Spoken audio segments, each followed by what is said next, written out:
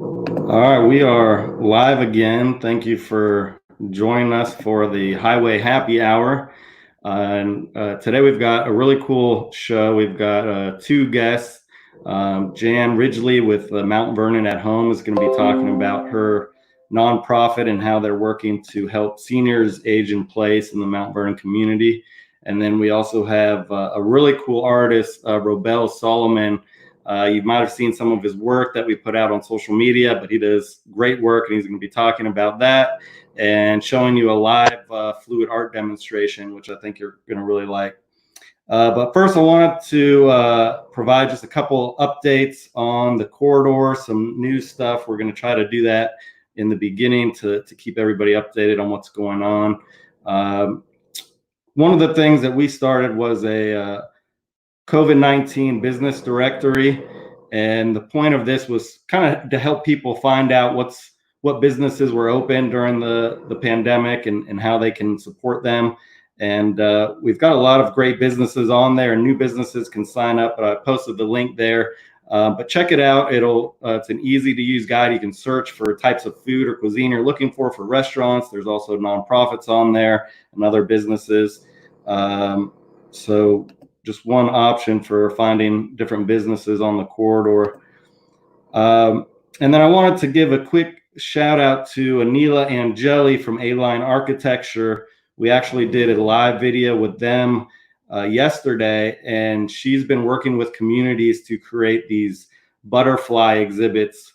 And essentially what they do is they go into a community, and they kind of need someone in the community to help spearhead it. And they gather a couple people, and they give out these boards, these kind of two sides of a board that each household takes and paints a butterfly on, and they could do it however they want creatively. And then they post them all in the lawns of the neighborhood, and it becomes like a walking art exhibit. And so I wanted to show some examples of what that looks like. And if you go to our live video section on our Facebook site, you can see the video. But just a really cool idea to bring the community together and kind of express artistic talents of your neighbors, get to know some of your neighbors, and kids love this. So a great way and a great idea to spur community engagement and kind of uniting people during this time, which is what we really need. So Anila Angeli and the people working with her have done a great job. Next, I wanted to mention there's a new county program called Fairfax RISE, RISC, and I'm blanking on the meaning of the acronym right now, but what it is, it's a grant program that was recently approved by the Board of Supervisors here in Fairfax. And they started with $2.5 million in this program to give out small grants to small businesses to kind of help them during this time, because a lot have had affected revenues from the pandemic. And we want to make sure that the businesses are able to stay and continue to operate in Fairfax and making this place that we live a good place to live, because we're able to frequent these businesses and it increases the quality of life. So anyway, this program, they start with $2.5 million. They just approved now $25 million in this grant fund called Fairfax RISE. It goes from June 8th to June 15th. And it's for small businesses between 1 to 50 employees. And I believe the max you can apply up to is $20,000 grant, I believe, depending on the size of your business.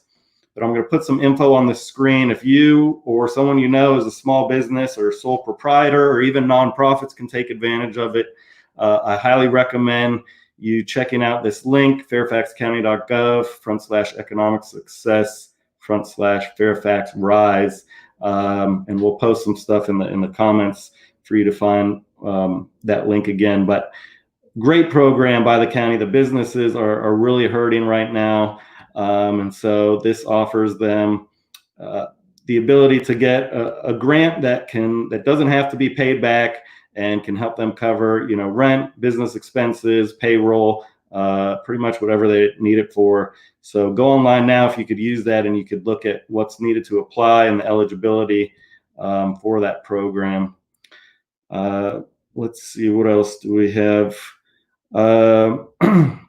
We did hear about the highway widening project that I'm sure most of you have heard about by now. Is widening the Richmond Highway corridor and putting in the two bus rapid transit lines in the middle. And that program, because of the pandemic, has been delayed a little bit. It's still moving forward, but I know that's been delayed a little bit. Some of the acquisitions of the properties has been delayed, and so it might not start or complete when it was supposed to, but it is still moving forward, and we will provide more updates on that as we get them.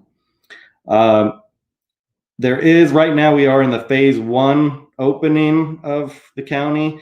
Northern Virginia was delayed a little bit because they wanted to make sure that it was trending down and that we weren't getting new cases. And so with phase 1, most businesses are able to open just with limited capacity.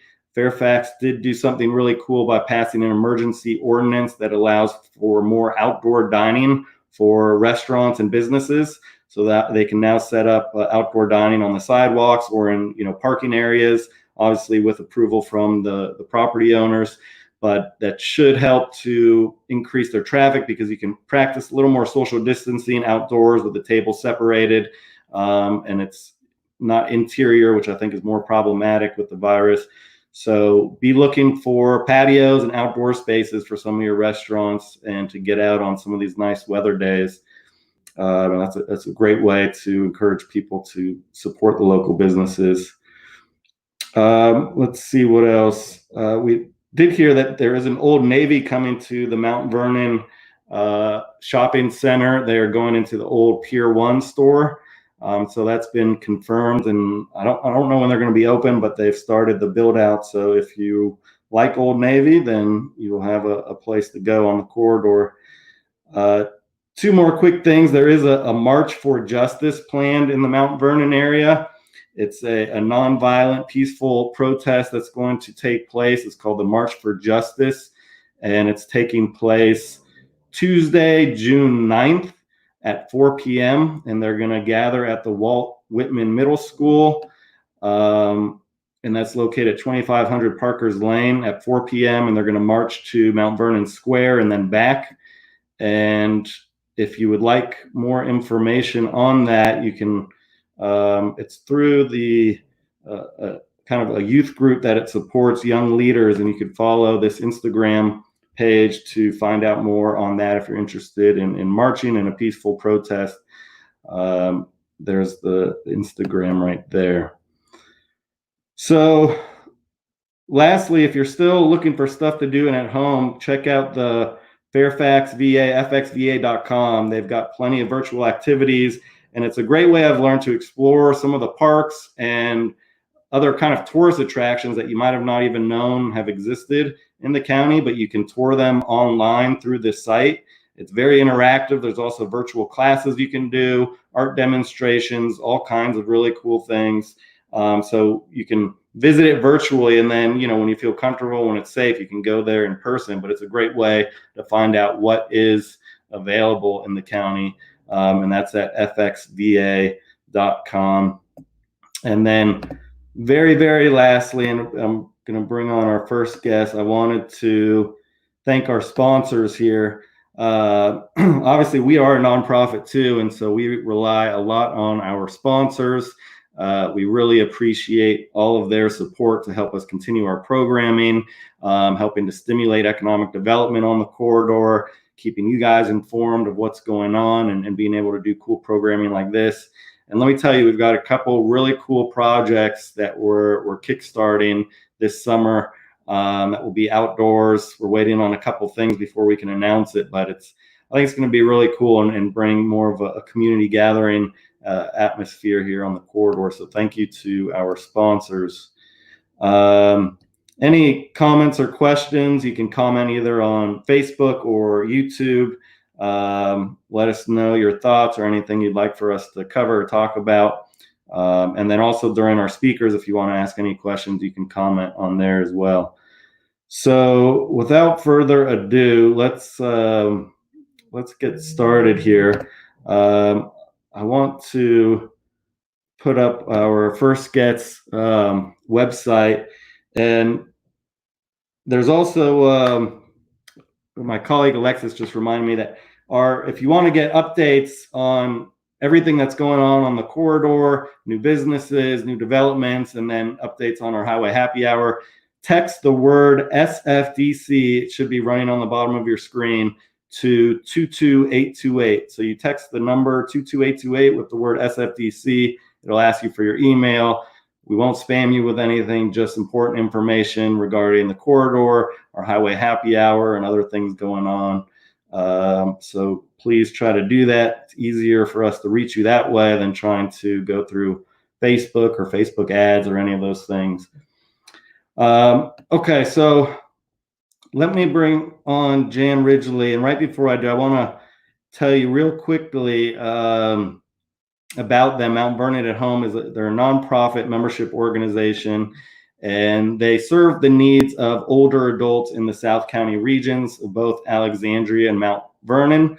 They've been in existence since 2007, helping seniors to build communities, both physical and social, to help them maintain their independence and foster a higher quality of life, which I think is really cool, because a lot of people, as they're aging, they need some support, some services, some community, and they really help them be able to stay in their homes and not have to move in order to maintain a higher quality of life. And a lot of people have, grown up in this area and been in their homes for many, many years. So let's bring in Jan. All right, Jan, can you hear me? I can, Evan, and I'm wondering if you can hear me okay now. Yeah, I can hear you clear now. It sounds good. I've got an earbud. I only got one earbud working. The other one, I don't know. But anyway. Well, as long as that ear that it's in is working, then you should be good. Perfect. Hey, it's great to see you. Thanks so much for having me on tonight. Absolutely. We're really excited to have you.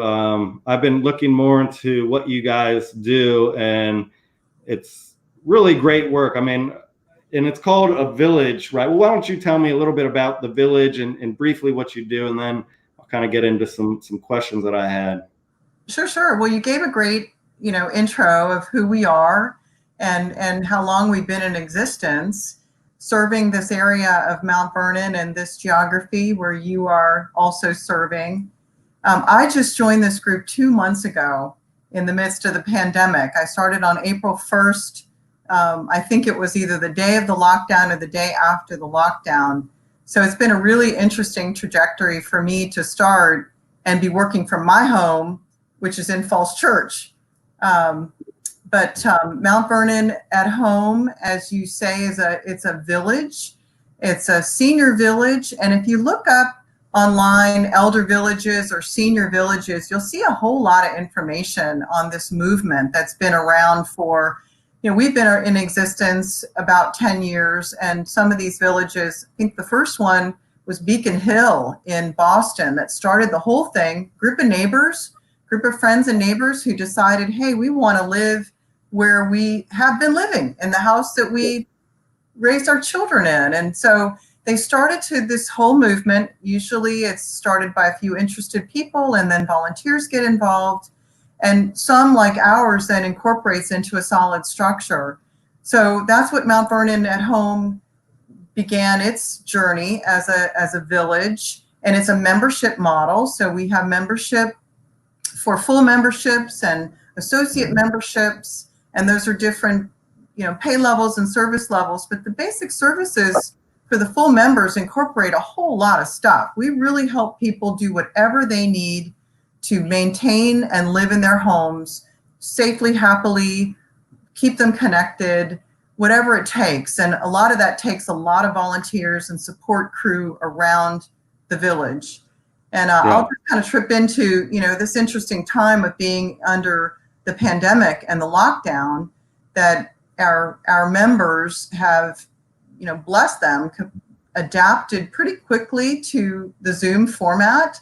And we've been doing a lot of what we do is social activities. And another big part, dropped my earbud, of what we do are, I hope I didn't just turn it off. Crap. No, we can hear you. I don't know if you can hear me. Off? No, we can hear you. keep going. Can you hear me? Yeah, I can. Sorry. This is what's going to happen with this. Anyway, now I lost my train of thought. Oh, the lockdown. So, yeah, we two main parts of what we do for our members are we help them get where they need to go. We help them with a lot of movement around town to medical appointments and transport them to shopping. And when the crisis hit, we had to stop that for a period of time. It was just not safe and everything closed. So we started shopping for people. We've been doing all the errands and shopping and grocery shopping, doing whatever these folks need. And then we've been interacting with them up on Zoom and seeing them for book club and happy hours like you're doing and all kinds of interesting, engaging events that we've been doing, and we just put them virtually up online. And that's so important. I mean, because that's one of the most vulnerable populations during this. I'm having trouble hearing you now. Oh, can you hear me now? Hold on, I think I turned it off. Okay. But I was just saying that, yeah, that's one of the most vulnerable populations during this thing, and the fact that they are try something else. Stuck at home. Sorry about that. I'm going to have to go back to this, and I don't know if this is sounding bad. I think it sounds okay. Can you hear me? Yes. Okay. So yeah, I was just saying that is the most vulnerable population, and I know being stuck at home, that's got to be a bad place. I mean, we're all kind of stuck at home, but knowing that you're at risk, I mean, of even going anywhere like shopping, and so to be able to have the resources, somebody to be able to bring groceries to them, engage with them through Zoom, that's a pretty good service. Let me ask you how it works. Let's say could I become a member and join? Is it age restricted? And then, if somebody walking has maybe a parent or them themselves are, interested, how does that work? Is it a one-time fee, a monthly fee, and then there's certain services that come with it? Yeah, membership is it's usually around 55 and up. I mean, I'm in the age category. We'd love to have you be a member, Evan. You come on in. We'll make a special category for you. Well, that would be fun. I used to actually help. I got paid. I don't think I volunteered when I was younger, but I would go into people's houses, much elderly, who were kind of restricted at home, and just hang out pretty much. Just talk to them, hang out, cook them some food.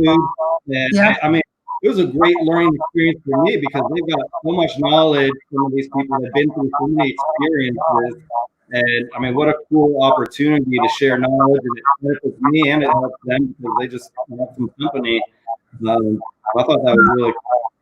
You really hit the nail on the head with what the importance of connections are to members and people. And I want to say, this whole idea of lockdown, these folks are living in their homes, being connected to the outside world is important to anyone, all of us right now. But I think there's a safety factor too, and the importance of the villages now more than ever, that people are living and wanting to be in place rather than, unfortunately, a lot of the nursing homes and assisted living and independent living have really taken a hit. So the importance of villages now and people deciding to stay home is more important than ever. So back to your point about membership, it's usually around 55 and up. But I'm really being new and being in a generation that I feel like I've been hanging out with elders my whole life. I love the older generation. I was always wanting to talk to my grandparents, and there's so much wisdom there that the cadre of volunteers and folks that surround this organization, I really want to get more of the other generations involved. That would be a really important way to get started. One of the levels is really just being a friend of the group, and like you, we're a nonprofit, so to be an associate member and hang out in some of the social groups and just be part of the volunteer structure is a great way to get into the village. Yeah, so tell me how people can support. Obviously, becoming members for people who need the services, but what are the ways that the community can support? Yeah, that's great. Of course, membership. And the second big category are volunteers. And I'm looking for ways to really engage the neighbors and the neighborhoods. You know, people are working from home, maybe they have a little flexible time to run an errand for somebody. Maybe somebody needs a little online IT help like me. As things start to open up, a lot of the services the volunteers do, of course, are driving, taking people to an appointment, doing a little light handyman work, like you said, you know, going in and fixing something or changing a light bulb or Right. kinds of things really mean a lot. So volunteers, membership, and a lot of our other funding from donations and from the community. So, you know, you and I meeting each other and working with the business community to do a lot of partnering. We've always had really wonderful partners and sponsors like you have. We've had to postpone our major fundraiser, like a lot of nonprofits. We have our major fundraising event in May, but I'm really working on something exciting for us for the September timeframe, and that will involve, you know, hopefully something really cool, like I've been watching, like maybe a virtual event where we send food home to everybody, and then they get online at the same time. So I'm in the development stage of that, and I'll definitely keep you and the community posted about it, about how we want to do a little fundraiser for the fall and celebrate and at home and continuing our community partnerships with the businesses and the members and the community at large. So those are the three: membership, volunteers, and really being a business partner and a donor are the ways that we can really keep this organization moving. That's great. And I want to, real quick, I'm going to bring up your website here and just show people what they can find on your website. And you've got a great video at the bottom of the website that I saw that people can watch. But on here, you've got get involved, donate. People can obviously still donate. Things to do, entertainment suggestions for the members, coronavirus, how to Zoom, and then this really cool video. I don't know if people can hear it or see it, but it's worth watching to learn about your organization and hearing from some of the members that you guys have.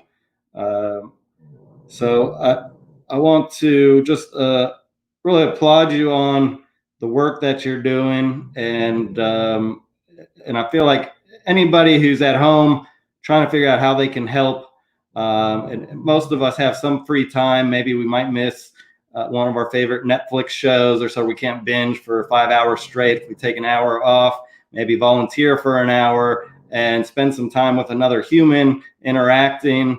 I think it would go a long way, both for the person volunteering and obviously the person that they're hanging out with. So if you have any closing remarks about the organization or anything going on, please go ahead, and then we're going to transition to our art segment. Yeah, I'm excited to see that too, Evan. And thanks so much for having me on tonight. I've encouraged anybody who's got parents aging in place to reach out to me directly. If they've got friends that want to do something like you said, don't just binge for hours and hours. Get up off the couch, give me a buzz. Let's do some nice things for these folks in the community who serve you. You know, they're out there buying things and getting groceries delivered, and they're out in the community as much as they can virtually right now, but they're part of the South County, and they're part of all of us. So we want to keep serving them and elevating everyone. So thanks again for having me here. Really enjoyed it. Absolutely. Thank you. And we want to keep us updated on what's happening, and we'll continue to share with our community. But really love what you, and like you said, I think that's an important point, is that these people are a part, they have been part of the community, probably many of them. I think I heard on that video, he's lived here since World War II. And so they've been a part of the growth of this community. They contribute to the businesses, and we should really support, you know, in America, I know we're not as big. When I lived in China for a little while, and it was amazing how many parents lived with their kids, and the kids took care of the parents in their home. here it's not so much like that. You really need these village type things to take care of the community. So really appreciate what you guys do and the people that you guys help. Thank you. Thank you. I agree. Couldn't agree more. Thank you, Jan. We'll have you on again, and take care of yourself. Be safe, and we'll talk to you soon. Thanks so much, Evan. You too. All right. Bye-bye. All right. So now we are going to move on. We still have mountvernonathome.org on our screen. Check them out. Find a way to volunteer, to donate, even $5 or $10, whatever you can have available to support would go a long way to helping your community. And these are people who live in your community. So it's a great way to help out. So I am going to be bringing on Robel Solomon, who is an artist. I want to put his website on the screen where you could purchase his work, some of his prints. But we started, how we found Robel's, we started similar to our business directory. We started something called Creatives on the Corridor. And I think it's still up on our website, sfdc.org, under, I think, the resources tab. But you can essentially, if you're an artist or a creative, put in your info there. Tell us what you do, whether it's painting, singing, performance art, some kind of creative activity. It doesn't have to be your full-time job, but we really want to find who the creatives on the corridor are, because these are the people that help transform neighborhoods, that help create revitalizations. And so we really need our artists in the creative community to be able to draw on them for events and community brainstorming and different things, because I think that is really going to help the community to develop. So I want to bring Robel here. Hello. Hey, Robel, how's it going? I'm good. I'm good. How are you? I'm good. So I think I asked you before, but I just want to make sure I'm not butchering your name. Is it Robel? Yeah, Robel. You've been saying it right. Okay. All right. So tell me a little bit about your artwork. How long have you been doing art, and how did you get into art or find out that you were an artist? Is it just something you just picked up along the way, or were you one of those doodlers in school that always drew and found out that you actually had talent? More of the earlier. I just picked it up in college, actually, to be honest with you.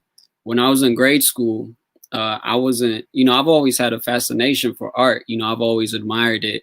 I would see paintings and murals and say, like, oh my God, like, how did they do that? Like, I would always be amazed, but I never actually did it or pursued it or learned how to do it in my earlier years. But once I got into college, I remember I had to take an elective, like an art related elective. And I was like, you know what, I'm going to do like a drawing class.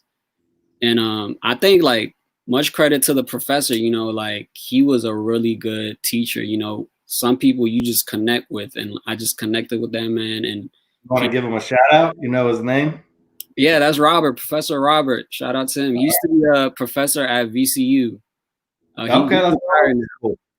Like, I felt like it was meant to be, because the year I took his course was like his last year. Like, after that, he was gonna retire. So, it was something spiritual about it. So I was able to pick up drawing pretty fast. And then, I would always sketch in my dorm room. And then my roommates used to always tell me, man, you're pretty nice. And they started asking me to draw something for them.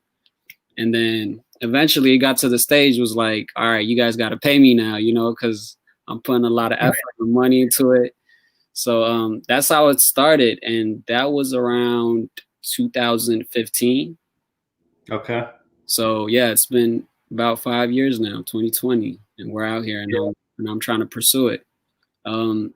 Technically, I'm pursuing a behavioral analyst career, but I'm still doing art at the same time. So I'm trying to find my balance in the meantime. Yeah. I guess, would you say that if you could find a way to make a full-time living off the art, would you do that? Yeah, for sure, definitely. But at the same time, I also want to pursue behavior analyst too. I work with kids that have some form of disabilities, and we work on skills and stuff like that. So it's a very fulfilling job. So, like, I definitely want to pursue both. Maybe That's I'll find awesome. a way to merge both. You never know. I mean, I think you can with that kind of a thing. I mean, I think art. I know where I was working before, somebody had set up a pretty much like an art therapy place, a nonprofit art therapy place, where kids would come in and do art, and it would be like therapy, and they incorporated these other programs.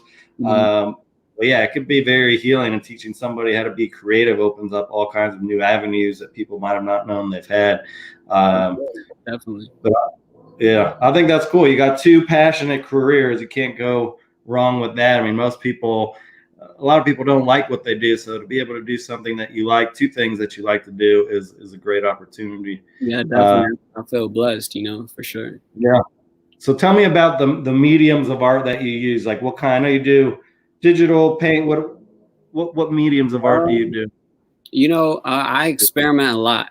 I use digital. I use regular canvases. I've used wood panels, boxes, all types of mediums. Like I have some art around here I can show you guys. Matter of fact, like for example, this piece right here. It's on a wood. Oh wow! And it's like a mix of oil paint, and it's layered with resin, so it gives it that glare look. That's awesome. There's glitter, and there's all types of things. What I've been doing lately more into is these more like statue type of paintings, where I'm using like not just paint, but like I'm using like actual flowers, and I'm blending it with resin so it can stick.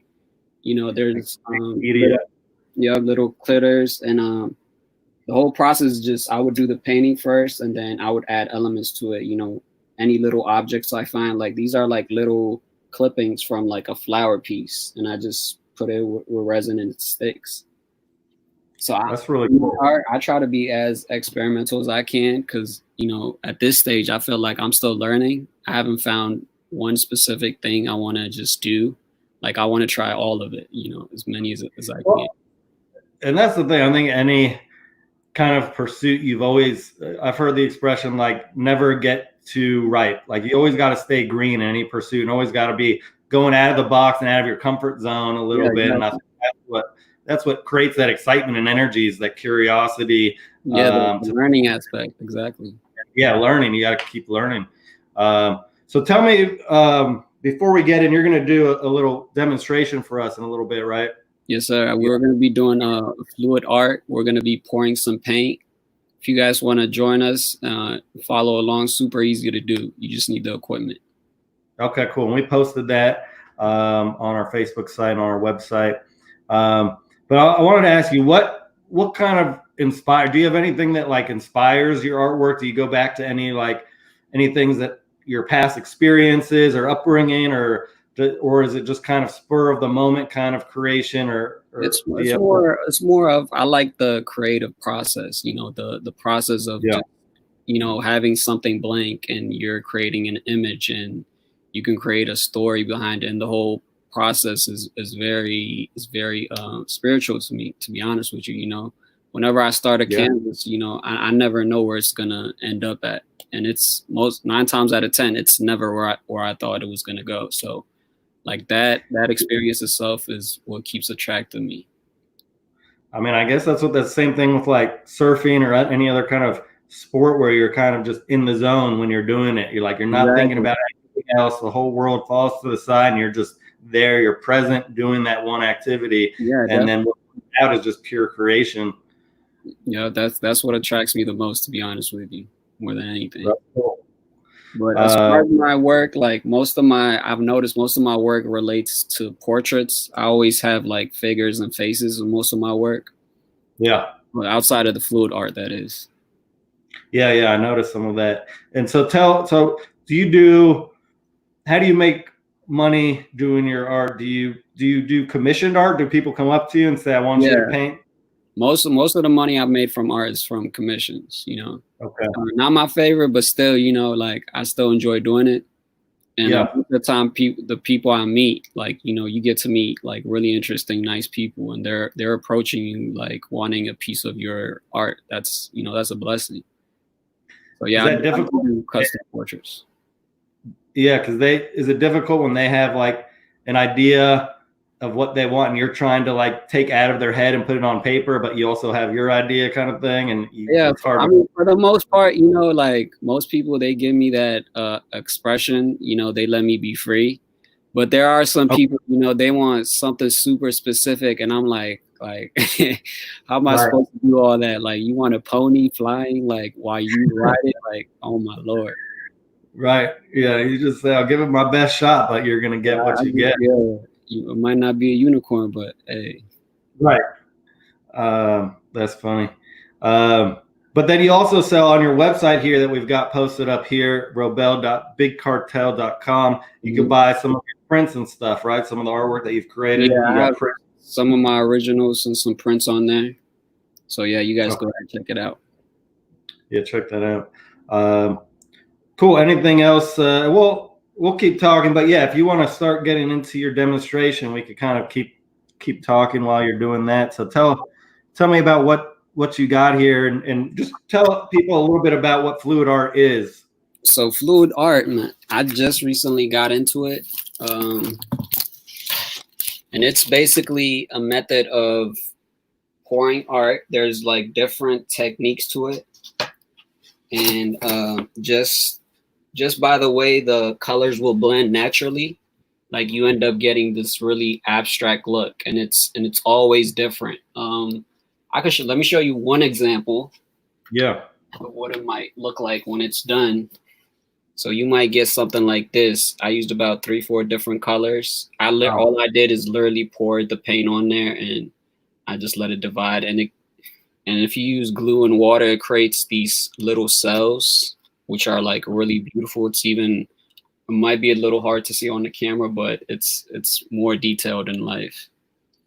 But that's really cool. I love that style of art. I'm a big kind of abstract kind of guy, just letting it go where it goes. And I think it's really you would love fluid art. It doesn't take too much effort. It's a little messy, you know, I'll be honest, but it's fun. You know, it's definitely fun. Yeah.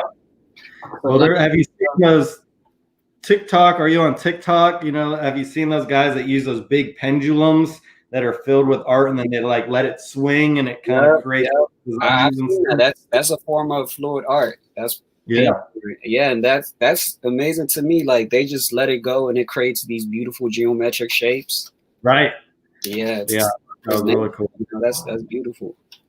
So some of the things we're gonna be needing is just glue, water, and we're gonna need about 5 colors. Well, you can go with 4 as well. So 4 at minimum. So I'm gonna be using white, this light blue, and then just the regular blue, this meridian blue. If you want to get specific. What kind of paints are those? They're all acrylic, so make sure it's acrylic. It's not gonna work with anything else. And then I have this Ocean Breeze aquamarine green. These are just white. I'm also gonna be using a gold paint. So the look I'm going for, I'm trying to go for that beachfront look, you know, with waves and water. So hopefully it will turn out like that. So we're not gonna know what we're gonna get, but we'll see. Right. You can have an idea in mind, but at the end, you end up with what you end up with. Yeah, especially with pouring and abstract, like you don't know what you're gonna get. Right. So if you're just joining us here on our live Highway Happy Hour, we're here with Robel Solomon, who is an artist here on the Richmond Highway corridor. We've been talking about a lot of his different art and how he got into it, and he's getting ready to give us a fluid art demonstration, which I'm really looking forward to. And this is something that you can easily do at home yourself, with your kids, with your family. So take us through. So what are you pouring in there? This is just a mixture of glue and water. So just regular white glue, that's all you need.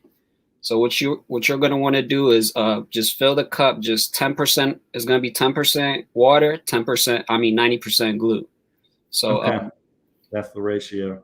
Yep. So you want it to blend pretty well. So you're going to have to mix it.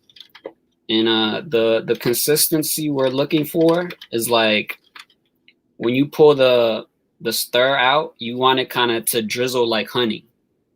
Okay. So that's what you're looking for. If it's floating in the cup, that means you made it too thin, and you definitely don't want it to be too thick. So let me stir this up, and I'll show you how it would look like. Okay.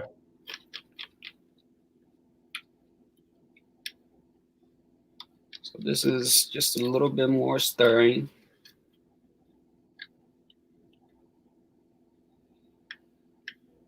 Okay, let me find another tool I can use to stir. Okay, there we go. Better stir. So right now you're just mixing just the water and the glue. That's all it's in. Mixing glue and water. That's all it is. So this is if you could see, it's almost there. I just want it to be just a little bit more thinner. So I'm gonna add a little bit more water. Okay. So when you're adding water, you want to be very careful because you don't want to make it too thin. So this is the mixture we're going to use for all the colors. If it's too thin, and if you have too much water, when it mixes with the paint, it breaks apart the chemical bonds, and you're not going to get the type of. It's just going to blend all in, and you don't want that. You want the colors to be separate. You can just slowly pour the water a little bit at a time, try it out, mix it, and see if it gets right. Exactly. Let me see if you guys see this. When I drizzle it, it's kind of like honey. So I think I'm good right now. That's what, yeah. So if it just falls right off of there, then it's too thin, and you got to start over. Okay. So the next thing we're gonna do is just pick the 4 colors you guys want to use, and we're gonna pour in our cup. So you want a good amount of paint. You don't want too much paint, but you want a good amount. So I will give you an example. So for this, the ratio we're gonna use about, I would say 20% paint and then 80% of the mixture we just made with the glue. Okay. So I'm gonna start off with bronze. But I want this bronze to be lighter, so I'm going to be mixing colors. You guys can feel free to mix colors in your cups if you want a specific colors. Say you don't have light blue, you can just mix regular blue with white to get a light and such things. I want my so this is for the sand. I want it to be a little lighter, so I'm going to add gold. Okay. So important note, these 2 colors, they're metallic colors.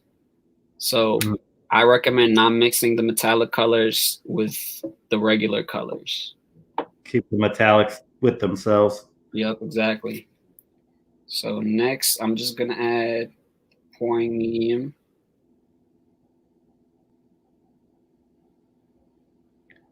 So you're trying to get equal parts kind of the glue and the paints? Yeah, so like I said, about 20 to 30% paint, and then 70 to 80% of the mixture we just made with the glue. Okay. So I'm gonna wait till I pour all my colors before I mix the cups. So next I'm gonna have this Ocean Breeze green. We just got a comment. Do you know Mossman Asante just said that you're the guy with some fire? That's my brother right there, man. Okay. All right. He's giving you a shout out. Mossman Asante. Shout out to East Essa Road. That's where we grew up. I've known that man for years. Okay. Okay, after this, I'm gonna go to the light blue. This is more like a baby blue. Super light. So another thing, if you guys choose like darker colors, say like red and pink and stuff like that, important to know that once the paint dries up, darker colors tend to get darker. So it might look different when it dries up than it is, when you're just working on it. Yeah, that's good to know. So another tip, so don't use too many dark colors. If you're going to use dark colors, stick to like 1 or 2 max. Okay. I should be good. I only have 1 dark color, which is the gold. Everything else is light. So next I got my blue.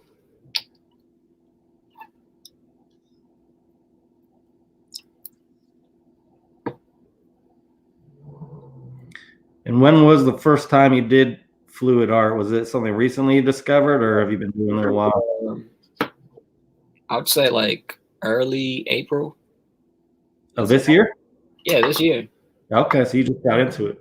Yeah, I literally just got into it, and it's super fun. And I've been like incorporating it with my other works. Yeah. Like I might have a regular painting on one side, and then I would put like a fluid art in the back, or like make the background like a fluid art and then paint over it or draw over it. Yeah. Now, do you sell your original works? Because I know you have prints up there. Are there original works you can buy too that you do?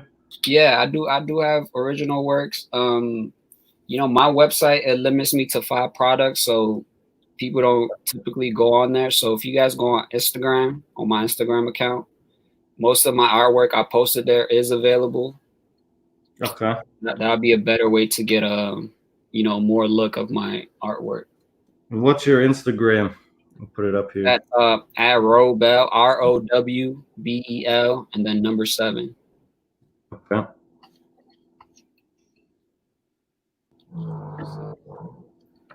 Next thing we're gonna do is we're gonna mix our colors. So all you do is just get a little mixer and just mix up the color. Just make sure it's all the way blended with the glue.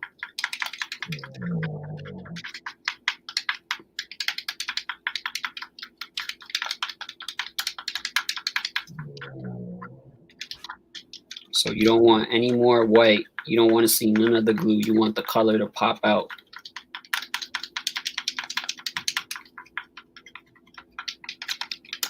You get a good mix. There you go. Yeah. If you guys can see, this is a little too thick. It's not even drizzling down. If it happens like this, what you can do is just get water and thin it out. Okay. That should do.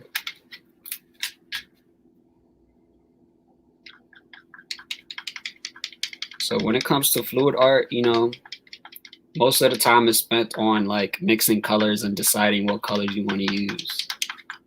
Right, because by the time you get to do it, you're just kind of by the time you pour it, you just pour it, you know, tilt it the way you want it to tilt, and then that's pretty much it. Okay. So this should be okay for now.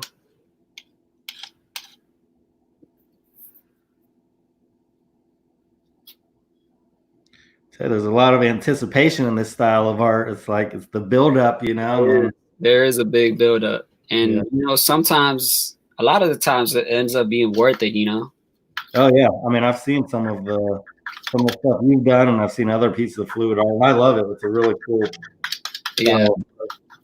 There's a lot of like YouTube videos on how to do this. There's like millions of techniques. You know, that's where I learned most of this, and it's super easy to learn. Super easy, super fun. You know, if you got kids, this is like, you know, some of the best activities you could do with them. They would love it. Yeah, especially you do it outdoors. Put that on like a tarp or something, so you don't got to worry about getting in the house. Yep. Actually, me and one of my other friends, we were out in DC, and we were doing some paint pouring on like really huge canvases. Oh, really? Yeah, I wish I had that with me. I would have showed you guys, but that was super fun. Yeah. Have you ever done like large scale like art installations, like murals or anything like that, or is that something you're interested in? Yeah, I've done a couple murals. Actually, last week, me and one of my artist friends we volunteered at this mental health facility in Annandale, and we kind of like painted the windows for the kids, you know, just so they can have like something beautiful to look at while they're going through their treatment and such. That was fun. Well, that's really cool. Maybe this is something they can do if Jan, my previous guest from Mount Vernon, and she's watching. This could definitely be an activity that she does with some of the seniors that she works with. Oh, really? Okay. Yeah, I think they would love this. Yeah. You know, if they can have like somebody assist, you know, with the mixing and all that. Right. They would love this. And it's very therapeutic too, you know. Oh yeah. Just making something. I mean, I think the creative process in general is just very therapeutic. I think we get bogged down so much by, you know, social media, TV, especially the news right now and everything. And we're not interacting with people, and we're not being creative. And I think that affects your mental health at the end of the day if you're not creative. It does. You need a break from the day to day. You got to let your mind expand by coming up with things. I mean, that's the creative process, just coming up with stuff out of nothing, whether it's writing, painting, lots of words. All the arts, you know, it's a way to express your feelings. I've got my kind of side hobby is photography. A couple years ago, I'm getting into it a little more.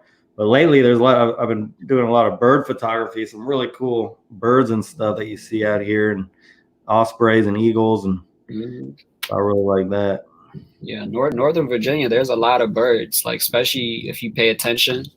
Yeah, especially on the corridor here, the whole, you know, the highway, the Memorial Parkway, George Washington Memorial Parkway, you know, along the river and stuff. I mean, there's a lot of cool spots. Okay, so the next step, this is optional. If you want to create big cells in the art, what we're gonna do is put some drops of silicone oil. Okay. And you don't really need that much, just 2 to 3. I'm gonna go with my box is pretty small, so I'll just go with 2. I don't need that much. And you could get this at a local art supply store, silicone oil. Yeah, you can find this at Michael's, AC Moore's. It's very common. Yeah. If you can't find it there, I'm pretty sure Home Depot got it. Right. Okay. Mix it up just a little bit. Mix up the silicone. You don't need to mix it up too much.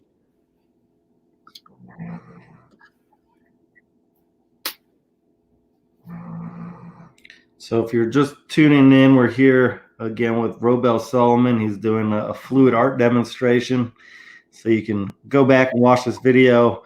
As soon as we're done, it'll be posted on our Facebook and YouTube site. And it's a pretty easy activity that you could do at home. Anybody could do it with your kids, family, and you're about to see what it produces here. I've seen some of his work, and it's really a cool form of art. Okay, so here comes the fun part. So we're gonna get just a clean cup, and we're gonna pour all these colors. And the more patterns you create, the better look you get, from what I learned. But you know, feel free to do whatever you want to do. Okay. All right, so I'm gonna start with the gold. So I'm gonna alternate with all the colors and white. So I'm gonna go gold, and then I'm gonna do a little bit of white. So just, you know, layer them on top of each other. Don't mix it. Just all you want to do is just layer them on top of each other. And then I'm gonna do blue, and then white again. You just need a little bit of each. Yep, just a little bit. Okay. And then the meridian. So I don't know if you guys can see the cut. Back to white. Yeah, we can kind of see.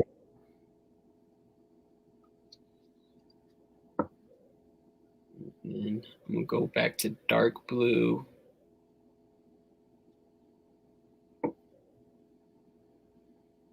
And then white.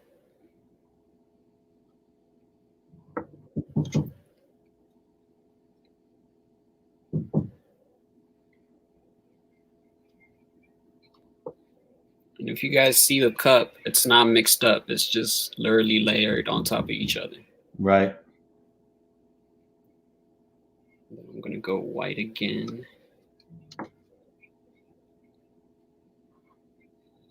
Dark blue. I'm really interested to see how this is going to turn out now. Yeah, me too. So, okay. So I think I have about enough to cover my canvas. If you have a bigger canvas, it should add more colors. Right. I think I'm good. So the next step is we gotta put a base layer on top of the canvas. And I'm just gonna make mine white. So just pour white on there and just spread it. Okay.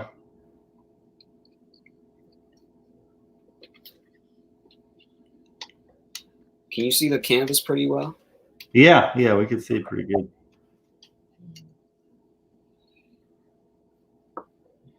You're just putting down a base layer there. Yep. And this is just to make it easy to move the paint around. Because after we pour it, we're gonna tilt it, move it side to side. Having a base layer kind of just makes it easier. Mm-hmm. And the base layer is just the original glue and water that you mix first. Oh no, the base layer has to be paint. So this is the white. Oh, white. This is just white paint. Yeah. Mm-hmm. So from experiences, I've seen that white tends to be a good base layer. Black is also pretty good, but just whatever you want to use. Right. Experiment. Yep. So when you were pouring the colors into the cup, you were separating it by a layer of white, but was that the glue that you were separating it with? No, that's also the paint. Okay. So you haven't used the glue at all yet. No, the glue is just the mixing medium. So you mix that with all the colors. Okay, that's all you use it for. Okay. That's all you use it for. So I'm about ready to get pouring. So you're gonna get the cup that you have all your paint with. And what I like to do is I like to swirl my hand a little bit and then go out. So Okay. let's see what we get.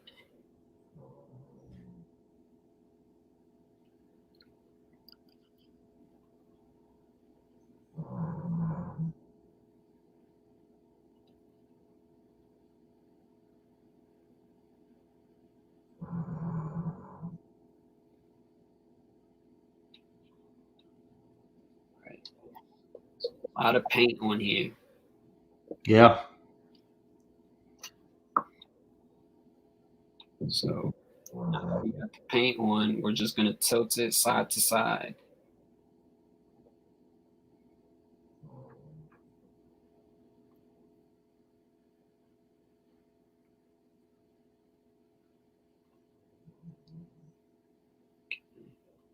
Then we're gonna move it down. And so you try to cover pretty much all the white. So I can have more colors on each corner.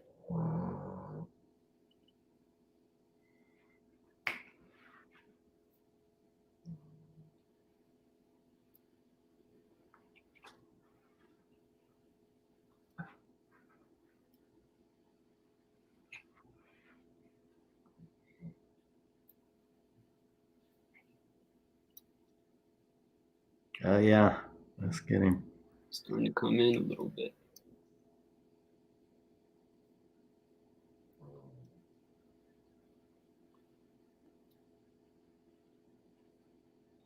So I'm gonna hold it down like this. I want this area to spread a little bit, so I'm gonna tilt it down and see what happens.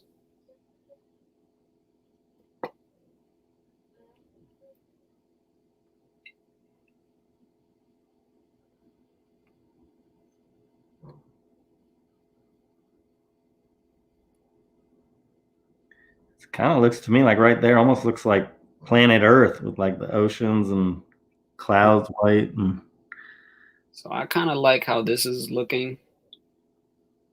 So I'm gonna pick it back up. So what you can do at this point, if you have a blowtorch, you can torch it. See if you can get any other effects. okay. Get more. When you torch the silicone, it creates a bubble, and that's what creates these little circles that you see. Yeah. So you could definitely do that. I don't have a torch on me right now, so I can't really do that. So I'm gonna skip that step. Okay. So I think I'm good with this right now. And now what do you just kind of let it dry? You set it somewhere, let it dry for like 24 hours or something? Yeah. It should dry up. This is smaller. I didn't use too much paint, so it should dry up within 10 hours. It doesn't Okay. take too long. And even after this looks like a great background. Most likely, what I'm gonna do is once it dries up, I might draw something on it and use this as a background. Okay. Very beachy, like almost space-like look to it. So I like Yeah. That would be cool. see this right here is my favorite part right here. The white and the blue. I don't know how good it is to see on that side. Yeah, we can see it pretty cool. That's really cool. I like that a lot. So then you could technically just hang that up on your wall after it dries and you've got your own piece of work, or like what you're going to do, you can paint something else on top of it and have that as a background. Yeah, definitely. You could do all that. And the more colors you use, the better effect you get. So Yeah. I like all that. Well, that's awesome. Will you keep us updated or send us a picture of the final work after you paint on it? I would love to see kind of what you end up with in the final effect. Will do. I was just cleaning up my hand. Yeah, you don't want your computer to become an art project. Definitely not. This is a Mac too. Yeah. Well, very cool. That was an awesome demonstration. I love that it's so easy to do, but you could get so many different effects. I mean, each one is going to be completely its own unique piece of work based on the colors you use, the canvas, how you move it and tilt it. Every little element is going to affect it, whether it be like the wind or like, the table surface. So everything has its own character. It's awesome. Very cool. Well, I just want to thank you for your time and providing that demonstration.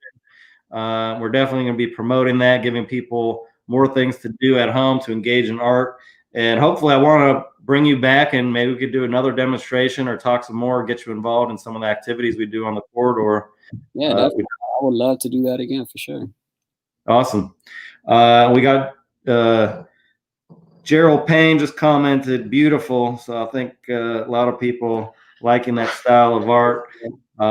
So again, Robel Solomon, you can find him on Instagram at Robel7. You can find his work. You can also buy some of his prints online through his website, robel.bigcartel.com. Really appreciate your time. Really cool demonstration. You're welcome. And any final thoughts before we end it? Nothing else. Thank you guys for having me, and I look forward to seeing you guys again. Thank you. Well, we are really excited to be able to have that demonstration, just learn and find these creatives on the corridor, these people who do really cool thing, and then bring that to you. Hopefully you can take that and make something with it at home or support the artist by purchasing some of their work because it's just a community effort. So thank you guys for watching. Again, join our newsletter by texting SFDC to 22828. It's the easiest way to stay updated on what's going on and our future guest for the Highway Happy Hour. We're going to try to do it again next Thursday at 5. Email us at info@sfdc.org if you have some ideas or you would like to be on the show yourselves. Thank you again. Hope everybody stays safe and has a great rest of the week. Take care.